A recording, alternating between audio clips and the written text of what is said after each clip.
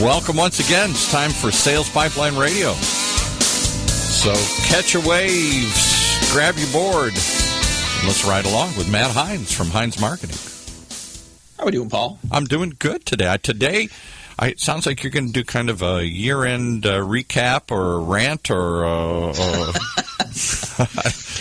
could be both. Well, you can call it anything you want. I guess we'll find out. We thanks for joining us here, everybody, at Sales Pipeline Radio. You can join us here every week on Thursday at 11:30 Pacific, 2:30 Eastern.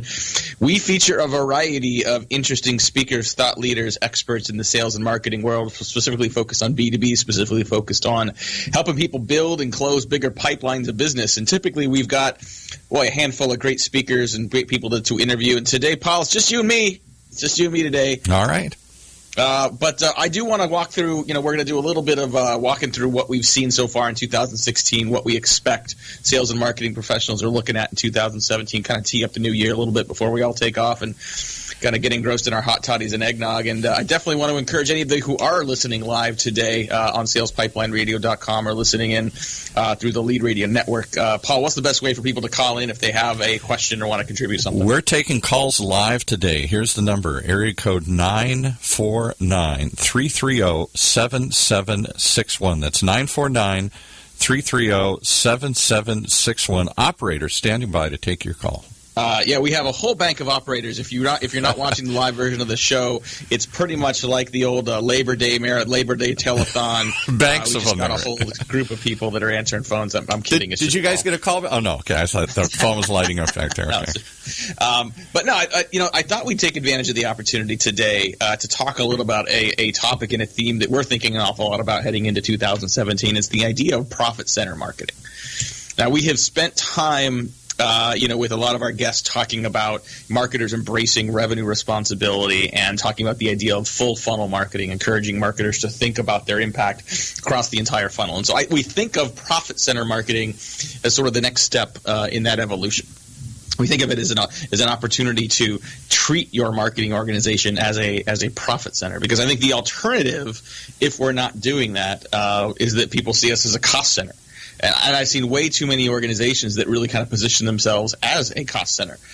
When you're seen as the arts and crafts department, when you operate as the arts and crafts department, when you seem more focused on picking the right T-shirt for the trade show than actually driving opportunities into the sales organization, when you report on operational metrics as opposed to business metrics, your CEO, your CFO does not care about your clicks and retweets. They don't care about your email open rates. They probably don't even care about marketing qualified leads. You can't buy a beer with a marketing qualified lead. So the idea that you can operate your marketing as a profit center starts to get interesting. I was speaking at a conference, and someone in the Q&A earlier this year asked me, they said, well, why, what do we have to do to get a blank check from the CFO in marketing? Well, the answer is not just to go tell them we need to do more trade shows because everyone else is doing it. But if you, just like any other part of the business, can go to the CFO and say, give me $1, I'll make you $3, the CFO is going to come back and say, how long can you do that? Can you do that every month? Can you guarantee me that I'm going to get that after you've proven that it works? I mean, this is how marketers are ultimately going to get that blank check. And obviously this is much more difficult in an increasingly complex B2B world. Let's not pretend that the white paper download generates the 6-7 figure deal when you're dealing with a 6-8 month longer sales cycle. You certainly have an awful lot of different channels and different marketing tactics that are playing there. But I could argue that it either makes attribution more important or less important. If marketing now all of a sudden has a focus on the same objectives that sales does, if marketing says our goal is not leads, our goal is not traffic, our goal is not pipeline, our goal is revenue, and everything they're doing is focused on that. Now, you're going to have to prove as a marketing organization that that's really what you're willing to do. You're going to have to demonstrate to the organization that that's the direction you plan on going.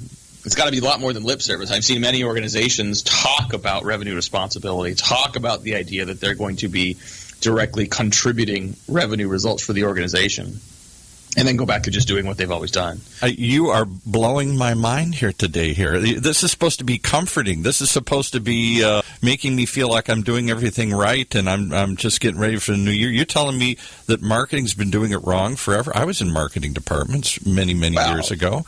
doesn't mean everything's wrong. I mean, and it doesn't mean what you're doing is wrong. In many cases, well, first of all, look, I mean, this is not meant to be the apocalyptic episode of Sales Pipeline Radio here today, but I think that, look, I do think that we continue to get deeper and deeper into a world, especially in B2B, where marketers have to account for what they're doing. And there's plenty of things you will do as a marketer that don't have an immediate ROI. Let's not pretend that you're going to go do a bunch of tweets and then say, where's the pipeline coming from those tweets? But when you communicate to the organization that that's all about clicks and retweets and share a voice, you're not speaking the language of the business, and you're telling the rest of the organization that you have a different focus than they do. Go ahead, Paul. We had on one of our other shows the founders and creators of what I think is arguably one of the biggest wine brands out there. It may not be the most sophisticated, but it's called Barefoot Wines. You see it in every store. It was eventually bought by Gallo for, I don't know, tens or hundreds of millions of dollars here. And now they go around and talk about this. And when they created their company, they said, we only have two departments. We have manufacturing and we have sales. You're either helping us make stuff, you're helping us sell stuff. Everybody was defined in those two functions, and I never heard it put that way. It's kind of what you're saying here. If everybody has to be contributing to the bottom line. They can't just be saying, well, hire me and I'm going to create brochures in the old days or trade shows, or now I'm going to create tweets and I'm going to create likes, and somehow I earn my paycheck. So you're right, but here's the problem that you face. Is I've talked to a lot of marketers about this. I spoke at a CMO council down in San Francisco last week, and the idea that marketing may actually be in the sales department moving forward, the marketers bristled at that. Yeah. The idea that marketers are now part of sales was not something a lot of people wanted to hear. And I'm not talking about org charts here. I'm not saying that your CMO is going to report to the VP of sales moving forward. But I love that simplicity. I love the idea that you either make it or you sell it. And that's all it comes down to. Now, it doesn't mean that every person in the organization making stuff is all about just, is putting their hands on the product. Doesn't mean that if you're involved in selling the product, you're not always there when the prospect is signing on the line that is dotted. But what are you doing that is directly contributing to one of those two things? You said, Paul, we got a caller? Yeah, we got a caller here. Let's bring him in. Welcome, caller, to Sales Pipeline. Identify yourself. This is Jim Obermeyer. Jim Obermeyer. Jim, how you doing, man? Good. I remember shows gone by where you've brought up the controversial thing, should marketers be compensated based on what they generate in sales? Don't just pay them a salary and give them a task. Hold them accountable for what the results are and pay them accordingly. That's the program. When Matt talks about marketers have to account for what you're doing, Matt, how does a marketer account for what they're doing? It's not just enough for us to tell them what's wrong with the world. We got to tell them how to do it. Yeah. Can you tell us how marketers can account for that revenue that they're creating? Now, how do you prove that somebody, because they always say, well, I got you 10,000 tweets, but nobody bought.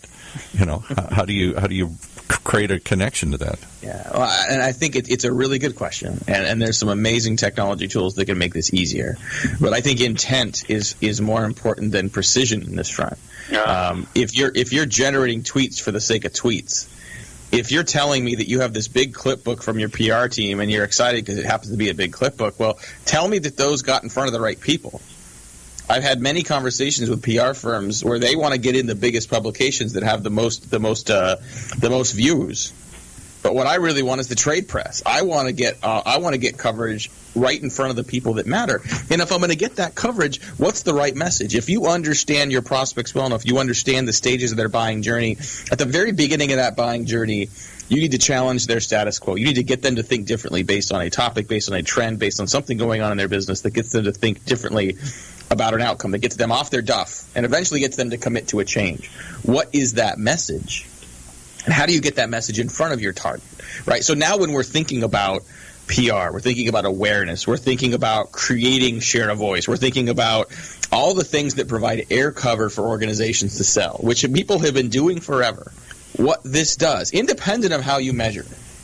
I'm not talking about measurement systems. I'm not saying, well, this blog post tend to get this many more people into the pipeline. That's all fine and good. But there's a precision of execution. There's a precision of strategy and a precision of execution that I'm looking for marketers here. Not all clicks are equal. Not all impressions are equal. I will happily take far fewer impressions on my PR coverage if they're in front of the right people. I will happily spend 4 times as much on a lead if I get a lead from an organization, an individual that has a problem that I can solve, that will increase my likelihood of converting them, that will give me an acceptable acquisition cost and a higher lifetime value. And that is a level of thinking that we just don't see from marketers enough. And so it doesn't necessarily change what you're doing. It doesn't change the mix of what you're doing. I was just on a tweet chat about ABM, and someone said, someone asked the question, hey, do you have an ABM budget? Well, for Heinz Marketing, I do, but I don't call it ABM. I call it marketing. I mean, all these new ideas don't necessarily change how what we're doing. Maybe you call it sales going forward. Maybe marketing is the wrong measure here. It's not about just bringing it to the market. It's about what happens when that message hits the market. Yeah. Well, so some of this is not. It's not just marketing. You have to account for what you're doing and telling people how to do it. It's calling that marketing department together and say, for every tactic that you create, I want you to also create an expectation of revenue, an expectation of performance. And it's up to you to figure out how you're going to do it. We as a group are going to tell you when you're not doing it, but for the most part, don't do something if you don't expect to support the revenue target. But let's be honest. How you're going to do it. Is that it? I was going to say, let's be honest. Hasn't always been the role of marketing, though? I mean, isn't that the simplest thing, is just to generate quantity, is to get more leads, is to get more clicks, is to get more likes, and the more you get, the better the job you seem to be doing? And what Matt seems to be saying is the same thing we say in this medium all the time. It's not about how many anymore, it's about who. Well, I had a chief marketing officer once tell me that they considered their job to flood the sales team with leads. Right.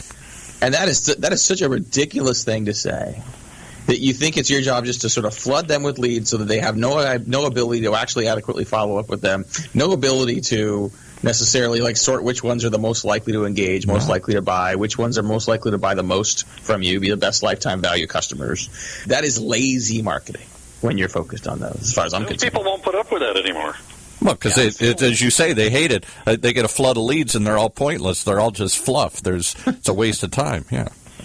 Well, and this is not meant to sort of be a let's beat on marketer day, right? I think and honestly, because I think every marketer I know, and honestly myself included, we go through this evolution, right? And we learn. I think as marketers, we are not in the sales department historically. I think a lot of marketers have not historically been asked to put a focus on this. No.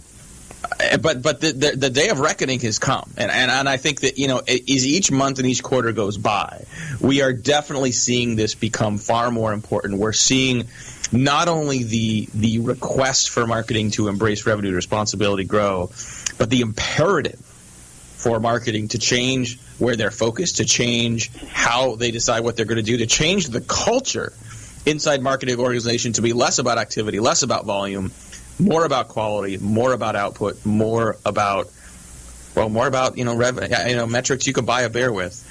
Boy, we got a lot. We're getting all fired up here on Sales Pipeline Radio. We got a lot more to cover. As usual, I had a whole bunch of content I wanted to cover, and we're about 3% through it. But that's okay. We got all kinds of time. We're going to take a break, though. We'll be right back here in a couple minutes. Thanks for joining us, Sales Pipeline Radio. In a world where the speed of innovation and change in B2B marketing has never been greater, the only thing bigger is the need for clarity, for a blueprint, for a guide to what's really working. And how about a way to apply it specifically today to increase sales pipeline growth, velocity, and most of all, conversion? That's what you'll find in the Modern Marketer's Field Guide. And amazingly, you can download it for free. HeinzMarketing.com, just like it sounds, HeinzMarketing. It encompasses the entire sales and marketing cycle, but in quick bursts with lots of specific, actionable ideas, strategies, tactics you can put to work right away, like today. The loaded table of contents helps you narrow in and tackle a problem. And it's something you can come back to over and over again as a reference guide. Why not download your free copy of the Modern Marketer's Field Guide? It's free. HeinzMarketing.com, just like it sounds. HEINZ Marketing.com. All right, back to our radical bomb thrower here, Matt Heinz, today here as he tries to blow up the traditional role of marketing just to flood you with leads here. Well, what's interesting is this is not, for a lot of marketers, this is not new. This may be something they're sort of, a little more reticent to embrace, but it's not necessarily a new concept. For marketers that this is kind of a new idea, we've got a lot to talk about. Where have you been? Yeah. For others, it really is just sort of a call to arms, I guess. I think that this is not something you can hide from. This is, I think, we occasionally in marketing see things where like, the internet's a fad, I don't have to worry about that.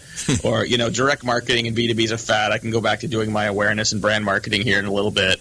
This isn't going away. And I think a lot of organizations that are more traditional industries, maybe a little further afield from seeing this. But most, tech companies I know, most early stage startup growth, fast growth companies, this is an expectation of what marketing's doing. So I'd love to just outline what I consider kind of 6 key focus areas of profit center marketing. So hopefully You got 6 minutes to do it here. 1 minute per each. 6 minutes, my goodness. All right, so number 1 is what I consider just objectives and alignment. Like knowing you're focused on the right things and having alignment with the rest of the organization on why those matter. And I'm not as worried about, the precision of reporting here as much as knowing what your goal is and aligning your organization behind that. Aligning your organization, aligning behind the sales organization, having a much more greater level of communication and engagement with sales and with your finance team. So objective alignment is number 1. Number 2 is reporting. I was just going to say, is that goal written? Is it on the wall? Can everybody state it if I walk into the company, from the marketing backroom people to the front office people? I would hope so, yeah. And I would hope from a reporting standpoint that you do, you can differentiate your operational dashboard from your executive dashboard. That marketing exists to drive revenue performance in the organization. But that doesn't mean your email marketer isn't still focused on increasing opens and clicks and engagement on emails. It doesn't mean that your social media manager isn't focused on getting more yield from your Facebook ads. I mean, those tactical operational marketing metrics still matter. Where I have a problem is when those become the metrics. That becomes the story for marketing. Right. When you say that our job is to get increased opens and clicks as opposed to driving revenue. And that is exactly what you're communicating when those are the reports that you take to the executive team and to the management team. So number 1, objectives and alignment. Number 2, reporting. Number 3 is culture. And this might be the most important and most difficult one on the list, because we have to change the way the organization thinks and acts as a profit center. You will have, as you start to communicate, if you're a marketing leader and you start to communicate the idea of profit center marketing, I guarantee you will have people that are afraid for their jobs. You'll have people that don't like to change. You'll have people that aren't necessarily interested in doing something different. They may push back on you. They may push back on their managers. They may just try to wait it out and hope that it goes away and hope that after the first couple of months of the year, just like New Year's resolutions, we can fall back into our own habits. You are going to have to work as a marketing leader, as a business leader, to change the culture in the organization. I love that Barefoot Vineyards example. You're building or you're selling. Those are the functions of the business. So that cultural change is number 3. Is the number 3 key to profit. And would you enforce that with how you pay people? People respect what you inspect. It's sort of that same thing. If you do you somehow change the way they're paid so that it's closer aligned to what they generate in sales? Yeah, I mean, I think that the easiest thing to do is to simply change the metrics by which you are rewarding your marketers. Right. You don't get a bonus for opens and clicks. You don't get a bonus for increasing your email list. You get a bonus when the sales team hits their number. I've seen some people go as far take reporting and take accountability to the nth degree, in which I mean you actually take away the need for attribution reporting. Don't worry about what comes from what. Everybody's focused on the same metric. And if everyone's focused and rewarded and compensated on the same metric, shouldn't that drive behavior? Now, that may be more of a theoretical concept than something that can actually work in real life, but it's interesting to think about because of what it could do to actually drive alignment between sales and marketing. Was one last quick one. So if wouldn't the marketing people feel like, gee, we're doing everything we can, but those lousy salespeople, they're just not closing them. We're holding up our end of the bargain, but because they're not doing their job, I'm not getting my bonus here. That is absolutely the wrong mentality to have, and that is a traditional, right. That is a widely accepted mentality for marketing.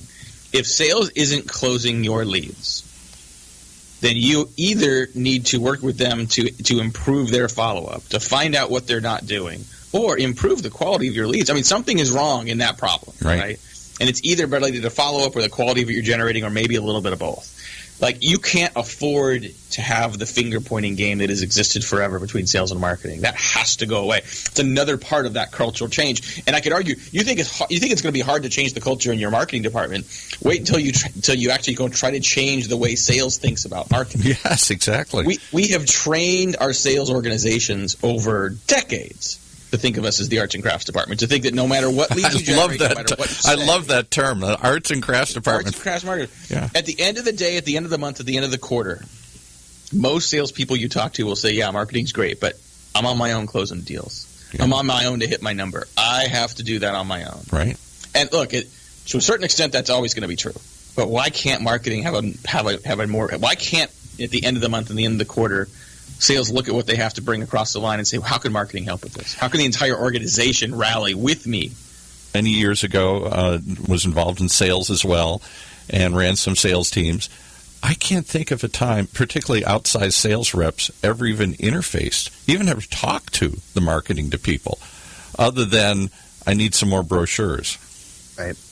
Well, I mean, this is the mentality that we're entering, right? I mean, I think even if you come into an organization, let's say you believe in this, let's say you did it at your last company, let's say you took a new job as head of marketing at a new company, and you walk into an organization where sales looks at you and says, well, do whatever you're going to do. It's not going to impact me. Exactly. I've seen companies where sales just said, all I need is script books from marketing, yeah. right? Just give me some script books and I'm good to go. Yeah. I've seen sales organizations say, tell their sales team in front of marketing, you are on your own. What you get from marketing is gravy. Otherwise, you are on your own to hit your number. Right. If I'm a marketer hearing that in the organization, I'm worried for my job. Yeah. I'm worried that I am dispensable because that tells me that the sales organization can hit their number without me. At least someone thinks so. Yeah. Wow. Okay. That's big. I think you're right on. That cultural change is huge. You've got to close that chasm. One has got to be tied to the other, and the marketing people have got to trust the salespeople, and the salespeople have got to communicate and see some value in the marketing people. And too often they don't. These changes aren't going to happen right away. I mean, it is going to take time to build the credibility and trust that is eroded over time between sales and marketing. So you can go to your sales organization and begin this conversation. You can go to the sales kickoff and tell your entire sales team what you're going to do. You're going to have to prove it. Those cultural changes are going to require proof. This is trust but verify time for marketing and sales organizations working together. Would you have the marketing people get involved in the weekly sales meetings here? Yeah, absolutely, but that's not enough. I mean, I've actually seen many organizations say we're going to get sales and marketing working together, and all they really do is invite marketing to the sales meetings. And so being in the conversation is helpful. Hearing the feedback from the sales organization is interesting, but I think there has to be alignment of objectives. Like, everyone has to know what the sales number is, what the pipeline number is to get there, how many leads are needed to feed into that. You have to have the same definitions. What is a qualified lead? What is a qualified opportunity? Do we all agree on that? And what happens when you get one of those? If marketing actually delivers a quality lead, what does sales say they're going to do? And a percent of those might not be as quality as you thought. And so how does that get recycled back to marketing? And now what does marketing do with that to nurture them until they're ready? So having that in place is critically important. I know we're going to run out of time here. I want to quickly name the other three so we don't leave people hanging. So number 1, objectives and alignment. Number 2, reporting. Number 3, culture. Number 4 is what we call the OODA loop. It's not what we call it. The OODA loop's been around in the military for a long time. It stands for observe, orient, decide, act. And this exists because the path to sales and marketing engagement, the path to better profit center marketing is going to be paved with failure. I guarantee you're going to try to do some things that don't work. It's going to be critical that you have an empathy to make that work. You have to assume that both sales and marketing are trying to do the right thing, that you're working with the best of intention. And when you can do that, when things fail, you don't start the finger-pointing game. You say, okay, well, that didn't work. What do we do now? How do we make that better? How do we improve on that? Your ability to be transparent about what's working and to be empathetic with your peers in marketing and then across the aisle in sales is critical. And then the last piece, number 6 in my keys to profit center marketing, is accountability. Everything we've talked about so far builds up to this. It's being accountable for the results of what you're generating. This is not about turf battles. This is not about playing political games. This is not about finger pointing. It's being accountable to a number that you may or may not control. I've had many marketers tell me they're not willing to embrace revenue responsibility because they don't control when the deal gets done. I have yet to meet a salesperson that controls when the deal gets done. In many B2B contexts, the buyer doesn't control when the deal gets done. So let's take control off the table. Control does not precipitate accountability. Accountability exists because you are focused on the right objective. You're focused on the right outcome. So your ability to take accountability for profit of the business, for revenue results in the business, is going to drive behavior. It's going to drive your culture. It's going to drive the transparency you embrace that makes you more successful. So, I mean, look, these aren't easy things to do. These aren't necessarily, depending on the culture in your business and how other people perceive you in marketing and how your marketing team acts, these aren't things that you can necessarily all change overnight. There's a lot of changes to the golf swing here, Paul. Yeah, I think you're going to drive marketers to drink here. No, this is not. Look, this is not. This is. I don't know what this is meant to be, but I think ideally this is inspirational. I know maybe I'm approaching it a little differently, but I think this is a huge opportunity for marketers, for salespeople, for business leaders to transform not just how marketing is perceived, but how marketing acts and what marketing delivers into the business. And again, this is not something that's necessarily going to change overnight, but it is absolutely something that is a huge opportunity for marketers. I feel like I've been on my soapbox today, Paul. You have been. Wow, this is. I'm shook up here a little bit. I got to go rethink. I agree with everything you say, though. I have to say that, and I think that those organizations that don't recognize this isn't something that you that you should aspire to do. I think that it's something you have to do, or you expire. Yeah. I think it's that kind of I think it's that kind of speaks to the whole core of whether you continue in business or not here. I agree with you. It's an existential. That was the word I was looking for. This is the message here is meant to be entirely positive, and the idea that you can sort of make progress on this into 2017 is well within the realm of possibility and application for anybody listening. I'm going to give you a thought starter for another conversation here, which I'll just plant here. Is this something that you have to cram down their throat? Or is this something that once they get it, marketers will say, hey, this not only makes my job easier, this makes me more money, or makes me a better employee, or makes me a more valued member of the team or something? I mean, in other words, is there an upside to this that we're not pointing out to something, or is this something you just have to force upon people whether they like it or not?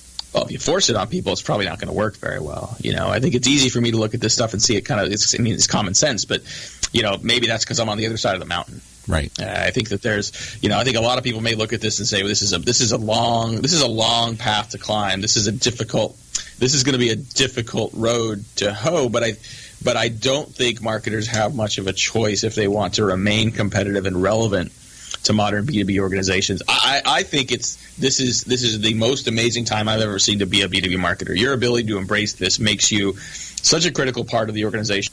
Well, we're going to give Matt Heinz a chance to retort and continue this conversation on our next episode, but unfortunately we've run out of time here. So thanks for listening to Sales Pipeline Radio.